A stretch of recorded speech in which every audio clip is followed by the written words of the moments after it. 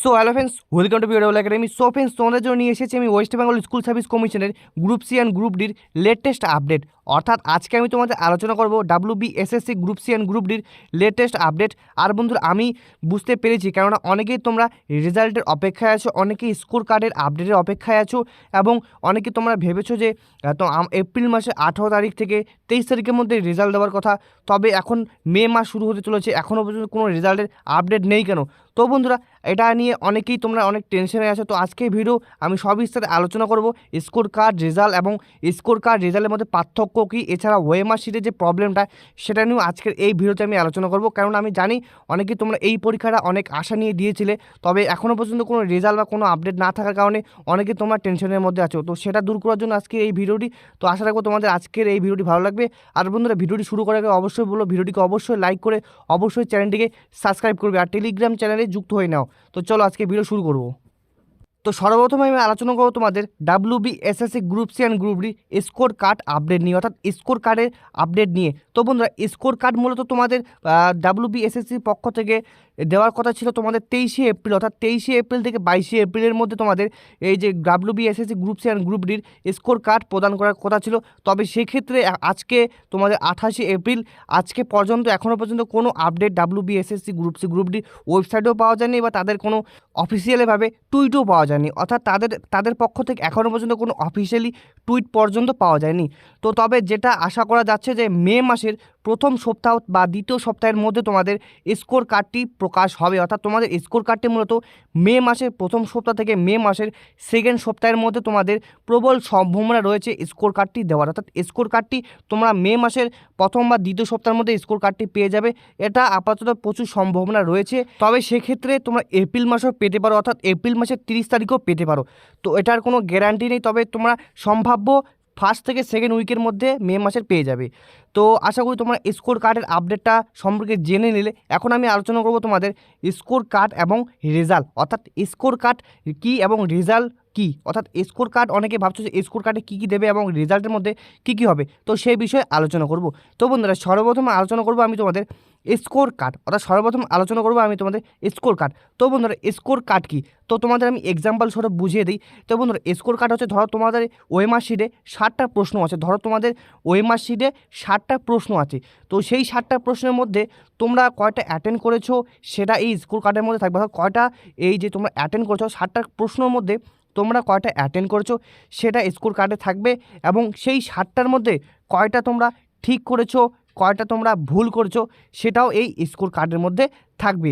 তাহলে অনেক ক্ষেত্রে স্টুডেন্টদের বুঝতে সুবিধা হয় যে এই স্কোর কার্ডে তোমরা 60টার মধ্যে যে কয়টি ঠিক করেছো, কয়টা ভুল হয়েছে, এবং টোটাল তোমার মার্কস কত সেটা তোমরা এই স্কোর কার্ডের মধ্যে পাবে। তো এইটুকু আশা করি বুঝতে পেরেছো। তো স্কোর কার্ডের মেন সারাংশটাই হচ্ছে যাতে সবাই মানে ঘাবড়ে না গিয়ে তাদের কয়টা অ্যাটেন্ড এবং কয়টা ঠিক কয়টা ভুল সেটা খুব সহজেই বুঝতে পারে, সেজন্য নাকি স্কোর কার্ডটি দেওয়া হচ্ছে। আর স্কোর কার্ডটি দেওয়া ভালো, তবে খুব তাড়াতাড়ি দেবো। আমিও চাই যে খুব তাড়াতাড়ি তোমরা স্কোর কার্ডটি পাও, এবং স্কোর কার্ডটি দেখে অবশ্যই আমাকে কমেন্টের মধ্যে জানাবে যে তোমার স্কোর কার্ডে কত তোমার প্রাপ্ত নাম্বার এসেছে।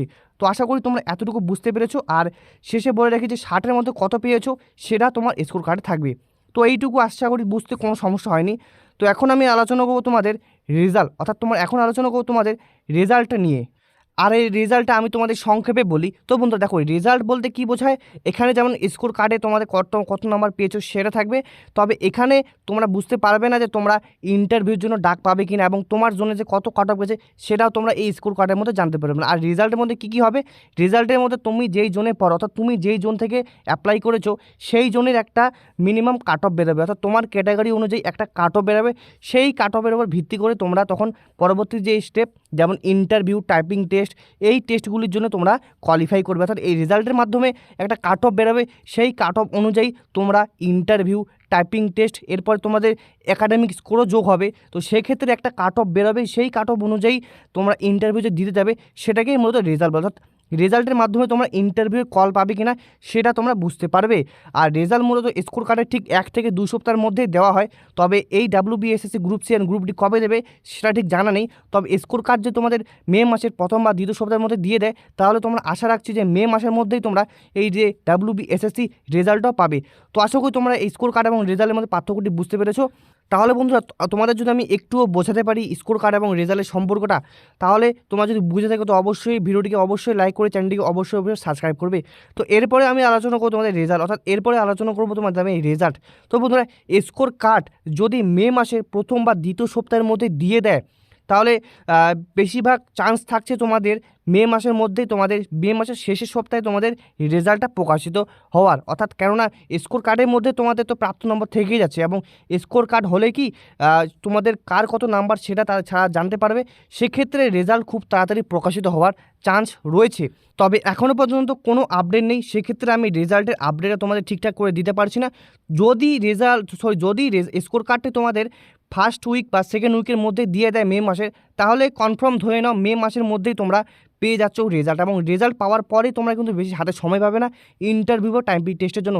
তাই যারা যারা টাইপিং টেস্ট এবং ইন্টারভিউ চালিয়ে যাও, খুব তাড়াতাড়ি তোমরা সাকসেস পাবে। তো পরবর্তী যে প্রবলেমটা, যে একটা বড় প্রবলেম, সেটা হচ্ছে ওএমআর শিটের প্রবলেম। তো বন্ধুরা আমি বুঝতে পেরেছি WBSSC গ্রুপ সি আর গ্রুপ ডি পরীক্ষা তো শেষ, প্রায় অ্যান্সার কিও চলে এসেছে, কিন্তু রেজাল্টের আগেই পরীক্ষার্থীদের মধ্যে যে একটা অনেক বড় আতঙ্ক থাকে, সেটা হচ্ছে ওএমআর শিট বাতিল হয়ে যাবে কিনা।